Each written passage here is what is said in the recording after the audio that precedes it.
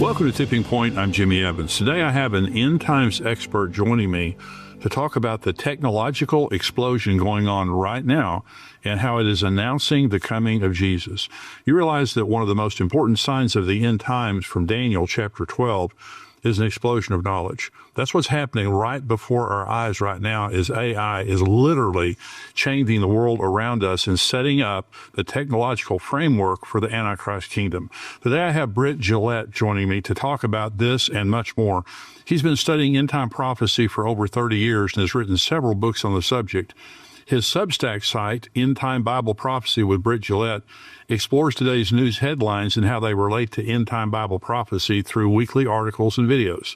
He's here today to discuss his new book, Racing Toward Armageddon, Why Advanced Technology Signals the End Times. Britt, thanks for joining me today. Oh, it's a pleasure to be here. Thanks for having me. We've got a great site on Substack, and everyone, to tell everybody the name of your site on Substack. Well, it's just brittgillette.substack.com. It's End Times Bible Prophecy with Britt Gillette, and that's what I talk about. You talk about the end times just like we do, and so you've written this book called Racing Toward Armageddon, Why Advanced Technology Signals the End Times. It's a great book, and let's talk about this because you really start in your book by talking about Armageddon. I think it's the second chapter after the introduction, Armageddon and the end of the world. You see what's happening in Israel right now, Britt, this week that they released the living hostages, and they're in the process of releasing those that have been murdered and stuff. You see the whole world's attention is on Israel, just exactly the way that the Bible said would happen. And we know that this is setting up for Armageddon. So talk about that. Well, we know we see those signs that you talked about telling us the times in which we live. And Armageddon, that evokes certain images in people's minds. So we had the Hollywood version of Armageddon, then we had the biblical version of Armageddon. So Hollywood tells us Armageddon is anything that's cataclysmic and just destruction of a global nature. So, for instance, they'll make movies about a comet that hits the globe and mass destruction, asteroids, nuclear war, things like that. The annihilation of humanity is what that's often associated with. But that's not what the Bible tells us Armageddon is. And so we read, the Bible tells us Armageddon is actually a battle. And so we read in the book of Revelation that the armies of the world gather together to do battle. And even the conventional wisdom, when I first started studying the Bible, people told me, well, that is the armies of the world are going to gather together to do battle, and they're about to destroy all of humanity. And then Jesus shows up and says, stop. Don't do that. And otherwise humanity would be destroyed. But when we look at what the Bible actually says, it has something different to say. So twice in the book of Revelation, the first one we read in Revelation 16:14, it tells us that those armies gathered together to do battle against the Lord and his anointed one. And we read in Revelation 19:19, it says, I saw the beast and the kings of the world and their armies gathered together to fight against the one sitting on the horse and his army. Wow. Well, that is Jesus Christ. Wow. And the saints that follow him at the second coming at the end of the tribulation. So the purpose here, I think the literal interpretation is that those armies gather together to do battle against Jesus Christ. But I think many people have sort of cast that aside because it sounds absurd. It is absurd. Yeah. But man's rebellion, the spiritual rebellion we've been in since the Garden of Eden, it should lead us to expect that. Yes. But I believe that spiritual rebellion is going to lead to a physical confrontation at the Battle of Armageddon. That's what all of this will culminate with. And advanced technology is going to help lead us to that moment. Well, at the end of the millennium, Revelation 20 tells us the nations of the world try to kill Jesus. They try to overthrow him. Satan leads the rebellion after he's loosed from the pit.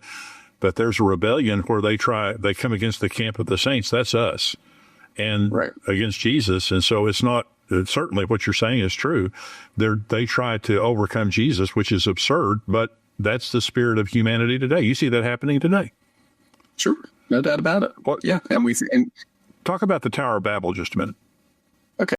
So the Tower of Babel is, we read about that account in Genesis chapter 11, and it's a historical event that describes exactly why we have different languages and different nations today.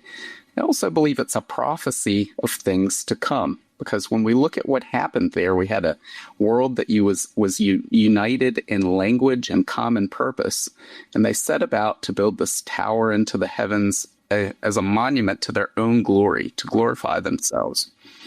And it tells us in Genesis 11 that the reason God did this was he said, while they have a common language and this united purpose, in time, nothing will be impossible for them. And again, what were they trying to do? They were trying to reach up into the heavens for their own glory. Right. Man's desire is the same as Satan's, to sit on God's throne high above the stars.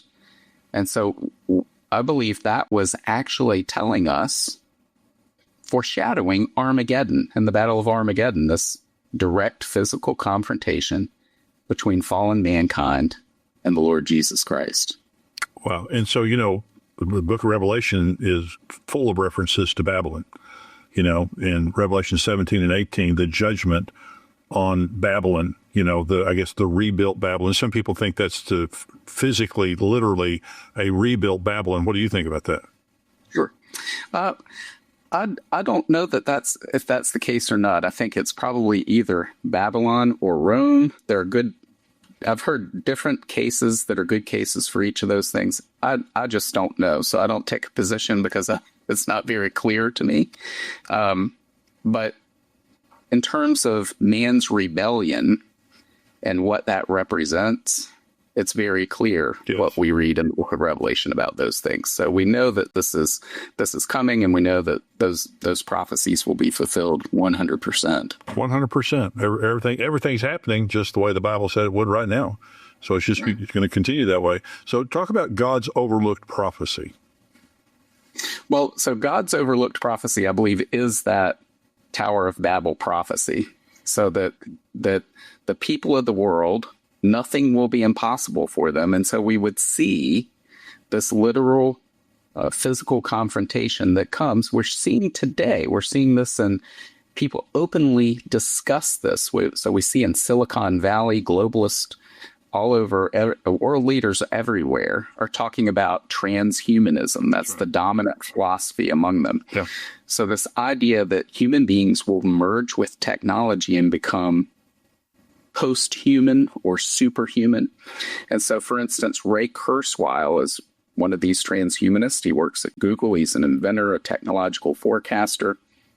And he said in his book, The Singularity is Near, back in 2006, that humanity will reach this point in the singularity and go out into the universe and infuse the universe with our spirit. There you go. So, again, this puts us at direct conflict with God, because in his mind, it isn't already. God is not there. Yeah. But he's going to find out otherwise, and all the other transhumanists are going to find out otherwise. So I believe this is exactly where we see this trajectory of where humanity is headed, what their desires are. And I believe, again, that Genesis 11 is a prophecy of what's to come, and it foreshadows the Battle of Armageddon. Brett, when I came in the ministry 44 years ago, we didn't have cell phones. We didn't have computers. We didn't have fax machines. We didn't have answering machines. It was just the dark ages. And you look at what technology has done just in the last 10 years. And now we have AI. And they're building these AI super centers all over the world right now.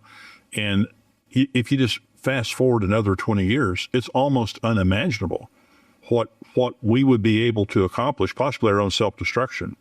But Genesis 11, and I've never thought about that as a prophecy, but you're exactly right. But what I have seen in Genesis 11 is God is saying, we are made in the image of God. We are going to marry Jesus Christ. We're the bride of Jesus Christ. So we're created at the highest possible order. And so God was speaking in Genesis 11 and just saying, hey, if I don't divide these people, nothing's going to be impossible. It's interesting, Britt, that now they have earphones that you can put in your ears. And I could be talking to you in English, you could be talking to me in French, and we could both hear each other in our own language. And so Right. the problem, the curse of Babylon, we're in the process of trying to get rid of that and become our own gods, really. Right. Yeah, it is. It is reversing. And you mentioned AI, and AI gives the ability to do that too, or even among different AI.